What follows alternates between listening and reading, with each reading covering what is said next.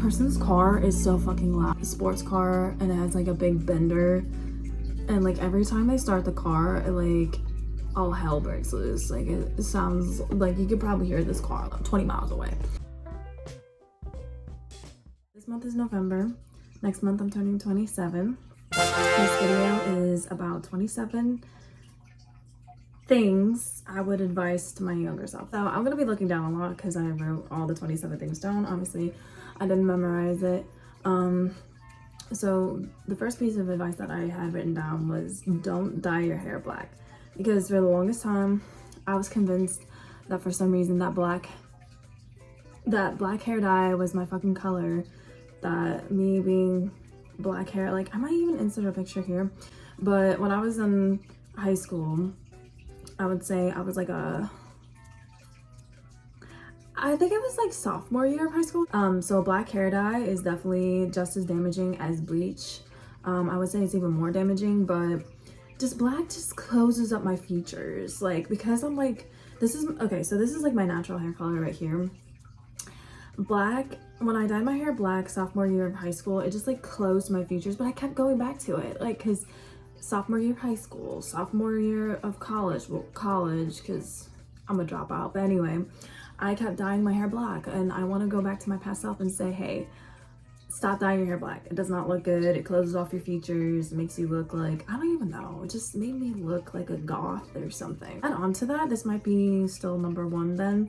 I would tell myself also like to not dye my hair in general, because I've definitely damaged my hair like extremely because of dyeing my hair. I've been blonde, I've been a redhead, I've done pink, like, and all the while my hair was extremely damaged and my split ends were super bad. Okay, so number two, apparently what I wrote down was to advise myself to do life at my own pace.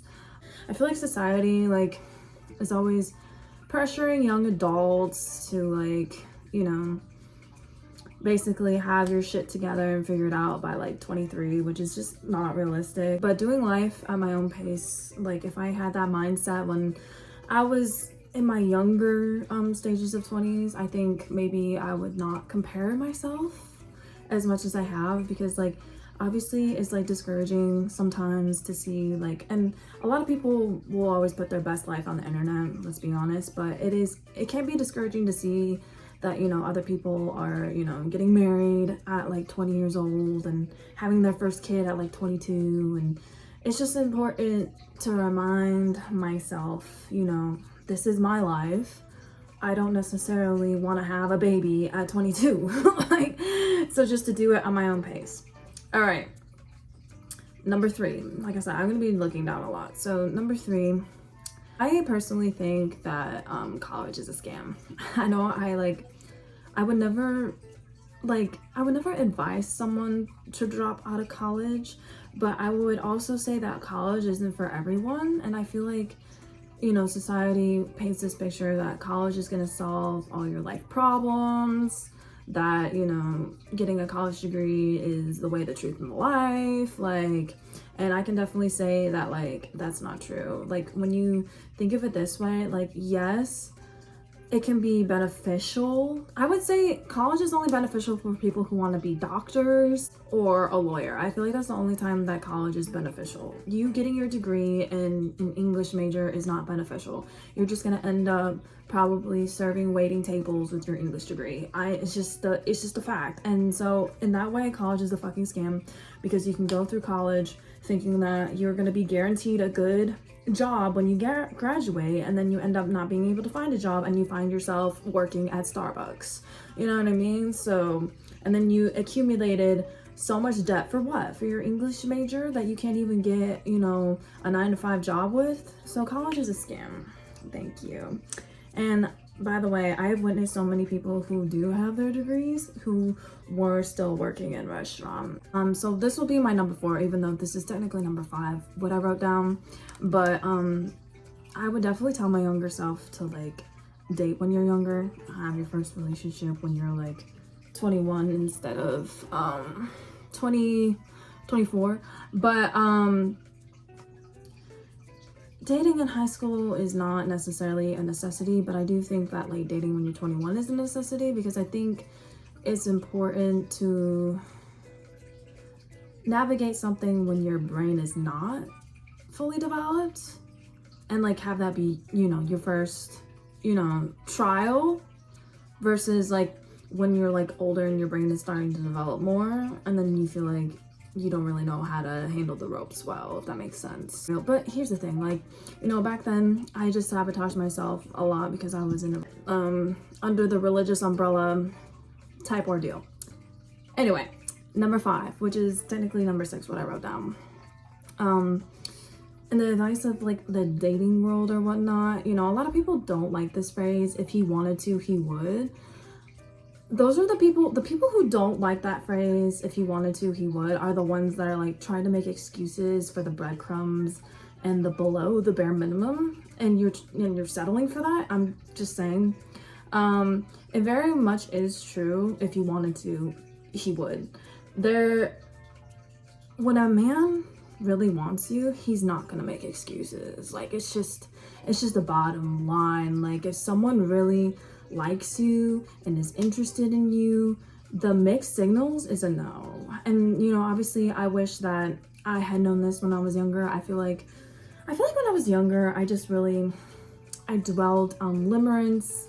I like would develop crushes on people right and left, but it was all based on like breadcrumbs and nothing concrete. So it's just, you know, if he doesn't ask you out, if he doesn't ask for your number, he isn't serious about you, and best to leave him alone. I definitely was naive. Like, when I had a crush on someone, I was naive. And so number 6 that I wrote down, don't take unnecessary advice. Everyone likes to spew advice at everybody. I mean, you've seen it. There's people that will literally throw advice on the internet all the time, right and left. And I would just say that like a lot of it is outside noise. A lot of people don't like to see people be happy, be more successful than them. A lot of people will steer you wrong based on their projection of advice, and they'll name it good advice. It's not good advice. They just don't want to see you win. They want to see you single, miserable, you know what I mean? And it's important to recognize that you don't have to take everybody's advice. In fact, I would say, like, for the most part, don't take people's advice. Only take your own advice, because at the end of the day, like, your God-given intuition is more important than what Susie down the street has to say about you. What a coworker who hasn't even, you know, been a close friend of yours has to say about your relationship. You don't need to listen to that advice. It's just outside unnecessary noise. It's important to just listen to your own advice and God, and like, that's it. Like, everything else is unnecessary. So number 7, don't panic even when things are looking down. And I do have this bad tendency, like when life takes me to rock bottom, because trust me, I've definitely experienced rock bottom situations in my life. A lot of the times I would just, you know, panic and freak out when, you know, it looks like the storm is greater than my circumstance. But so I just need to make note of it. Like, you know, just because it's storming outside doesn't mean that it will calm down eventually. And that at the end of the day, like, I would definitely say that God has always come through. All right, number 8. Not everyone is gonna like you, and that's okay. Like, I'm not gonna be everyone's cup of tea, but that doesn't matter. I feel like back then, and I still struggle with this, but people pleasing. Definitely have been guilty of people pleasing and shrinking myself to meet other people's standards and fit inside their box. But at the end of the day, like, that's not necessary. People are just gonna dislike you just for no reason. So, and they don't even know you. So yeah, so that's number 8. Number 9, play big, don't play small. That's what I wrote down. And when I say this, it's gonna sound like really cocky. I've seen time and time again, there's people who are less talented and they're making their dreams possible. Like, they're Like, I'm just saying, when I say that, I am not saying that in a cockiness regard. I do know for a fact that there are some people who will literally don't do anything. Like, for an example, I'll give you on TikTok, they won't do anything. They're just like bobbing their heads and doing this to a song, and they get thousands of views and thousands of likes. Like, It's time to the beat, bang.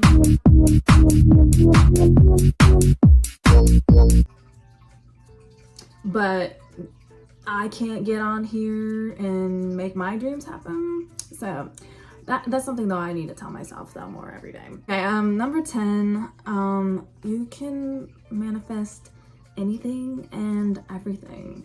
So I guess that's playing off of number 9. Like, but it is true, like, that anything can be manifested. The universe and I, when we work together, my dreams can come through fruition. And a lot of the times I just hold myself back. Number 11. I feel like these are all like the same thing. Anyway, I put always show gratitude, like even when things aren't going your way. And I definitely would give that advice to my younger self, because a lot of times I complain. I'm a big complainer. I still struggle with complaining like every single day. So yeah, that's number 11. 12. 12 I wrote down, well, 12. Let God be the one who gets your revenge. I've never been like someone who goes out of my way to 100% seek revenge on like people I don't like. That's just lowering my vibration and making me like icky, and no, we're not gonna do the negative energy. And I mean, you're always gonna have people in life that you don't like, but it's just important to remember that at the end of the day, God is gonna get your revenge. You don't need to move a finger to avenge yourself. Like, if someone does you wrong in life, you don't need to turn around and make their life a living hell and, you know, do voodoo on them or black magic just because, you know, they did you wrong. No, God will come through and get revenge for you.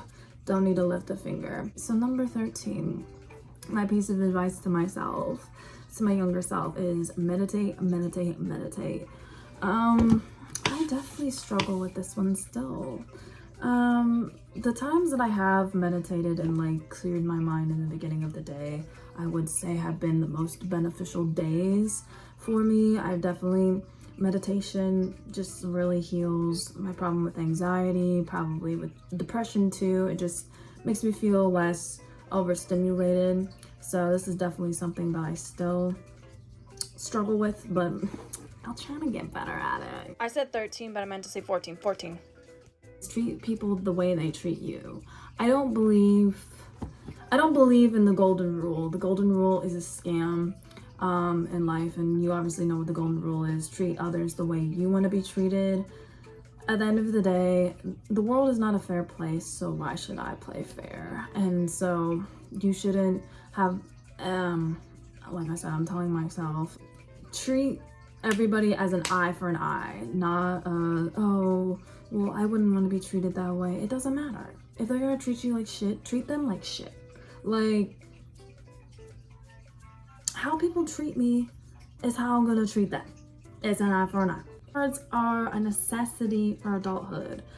I remember there was a time in my life where I remember like people were giving advice like don't have credit cards or whatnot as an adult. And I think that's the like biggest lie you can tell somebody. It is not smart to just have a debit card. I would advise like my younger self and just young adults in general, like, I mean, God forbid you take my advice, you don't have to, but it is beneficial to have at least one credit card, especially because everything depends on credit score when you're an adult. Getting your own place, getting a new car, everything depends on credit score, and it sucks. It's just the reality of how the system is made. But, you know, obviously I would advise my younger self to not get 4 credit cards. Like, what the fuck was I doing? Don't buy 2 puppies at the same time. Yeah, I don't know what 22-year-old self was thinking, but why was I an idiot to fucking get 2 puppies at the same time? I literally, and what's so funny and ironic about that is that I gave up both of the dogs anyway. Well, it's not super funny. Like, I know people will judge me like admitting to this, but I got 2 puppies when I was 22, and that was literally the dumbest thing I could ever fucking do, because I didn't even have time. I was working 2 jobs, and I thought that and I was doing some online classes, and I thought that having 2 puppies would be beneficial for me at that time. What was I thinking? What was I fucking thinking? Not to mention that one of the puppies, he was a German Shorthair Pointer, and his energy levels were like the energy of like a fucking cheetah. Like, he literally could not go on a 2-hour walk and get tired. Like, he literally would have to be at the dog park for like 5 hours before he would tire out. So yeah, no, I don't know what I was thinking. I was literally an idiot. Slow down. I don't know if I'm ever gonna take this advice, but you know, I wrote it down. Especially when you're making big decisions in life. I do agree with that. A lot of times I feel like I jump and don't look before I jump, and so then I get myself, you know, into situations like this, like 4 credit cards and 2 puppies and not being able to properly move out of my place. You know what I mean? Like, 22-year-old me, who was she? Not someone I would want to be today. Number 18, I say That it would be beneficial to take a gap year once I graduate from high school and travel the world instead of going straight to college. And I wish I had done that, because I literally did not fucking know what I was doing going to Michigan State. Why do you think I dropped out? Because I had no idea what the fuck I was doing. Always get organized. It's like me being organized. That's a funny concept. I try to be organized, but I don't know, it just doesn't work, like, for me, like, all the time. I feel like I have deep down this longing to be a type A person, but I just could never, I don't know, I can never be 100% type A. Like, even if I tried to be type A, you're always gonna see like a couple of clothes on my floor. You're gonna see papers jammed in my fucking desk in the living room and not organized. Like, I just can't help it. I'm a type B. I'm not type A. Like, I don't know. Like, type A people, like, I aspire to be, but I also think you're boring. Like, you can't live life a little bit. All right, this one is number 20. I'm 1 step behind, my bad. Don't guilt trip yourself for doing what's best for you. That kind of like plays into the step where I said don't take outside advice. Like, at the end of the day, like, this is my life, and I'm not gonna guilt trip myself for doing what's best for me, whether that comes to friendships, whether that comes to jobs, whether that comes to relationships. I'm not gonna force myself to stay in a situation if it's not growing and leveling me up. You know what I mean? Anyway, don't smoke cigarettes. That's my advice to my younger self. So I remember the first cigarette I ever had, it was when I was working at Dunkin'. I think I was 18. Yeah, I was 18. And yeah, that was literally the worst decision of my life, because quitting smoking was definitely one of the hardest obstacles I've had to overcome. I quit like multiple times before I officially have just put it aside. It's kind of hard to come up with the timeline of me quitting, because technically last year when I picked up my summer job, I started smoking again. So I would definitely say I officially quit this year, I guess, 100% cold turkey, because I can't count last year because I went back to it, and so shame on me. Like, I quit the first time in 2023, and then I was doing really good until I got that summer job, and then I went back to cigarettes. Ew. Cigarettes is the worst habit you can ever fucking have in your entire life. Like, it's disgusting. It's fucking disgusting. You smell like tar. You smell like cat piss. Okay. And I'm also like saying that to my younger self, by the way. I'm not just saying that to current smokers. I'm saying that to my younger self. Okay. Not to mention that it stains your fucking teeth. All right, this is 22 now. Don't be hasty to give up all your clothes. You will regret it. Oh my god, this person's car is so fucking loud. Sports car, and it has like a big bender. And like every time they start the car, it, like all hell breaks loose. Like it sounds like you could probably hear this car 20 miles away. Before I left Illinois and came to Pittsburgh, I went through this phase where I just wanted to get rid and condense like pretty much everything that I had in Illinois. So I got rid of a lot of things. I got rid of like mainly clothes. And I regret it because there was like a lot of cute Victoria's Secret shirts that I gave away, and I regret that. I don't even know why I felt inclined to give away those shirts and stuff like that, because yeah, I miss them. Anyway, the biggest one that I remember is it was a Victoria's Secret pink maroon t-shirt that was like sparkly. It had like a pocket, and then it was like sparkly in the back and said like pink. Yeah, I don't know why I gave that up. Prioritize saving money. Yeah, I really wish I'd been better about saving money back then. I was really stupid when it came to saving money. And here's the thing, like obviously I was taught by my dad at some point when I was like in my young 20s to like budget, but in my opinion, budgeting is not enough. Like there's a difference between budgeting and actually putting money aside. And I wish I had been like taught, and you know, I know it sounds elementary, but like taught like how to set money aside. As time passes, circumstances do get better. I do agree with that, but sometimes circumstances get worse. So I don't know. Is that a good piece of advice to tell your younger self? Like, I would say generally my later 20s are better than my early 20s. I would say my early 20s were just a fucking mess. I mean, but certainly nobody goes through their early 20s, well, unless you're a type A person. You might, all the type A people that watch this video are gonna be like, why is she coming after us? Because you guys are boring. Like, yes, your life might be organized and you have everything under control, but like, do you actually though? Do you? I guess this is actually a video to attack type A people. Nobody cares about your circumstances. And that's seriously a hard pill I needed to swallow when I was younger. A lot of the times, I mean, I don't think I've ever had 100% main character syndrome. Like, and I know that like people go through tougher things than I've gone through, but it is important to remember that like nobody really cares about your circumstances. Like for an example, I think the biggest example I can come up with is about how nobody cares about your circumstances is when I worked at the field club, and I had literally just totaled my car, but management didn't fucking care. They didn't fucking care. They wouldn't give me hours. They wouldn't accommodate me whatsoever. So nobody really cares. Even when you go through the hardest fucking hardships in life, nobody cares. Because everyone's only caring about themselves.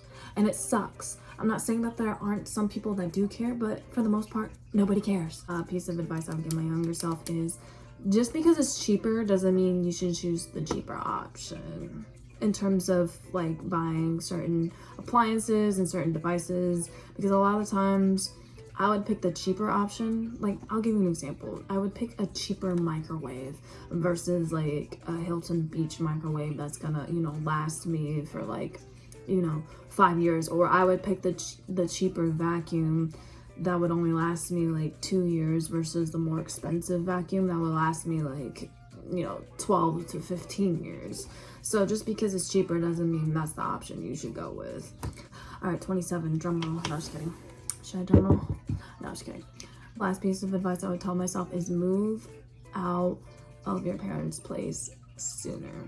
I mean, this goes back to my piece of advice of taking a gap year. So, I knew one thing for a fact, that Michigan was not going to be the state that I was going to live in forever. I knew that I was going to get out. But I definitely would have advised myself to move out like when I was 18, because the first time I moved out, I was 22. And that was when I went to Illinois.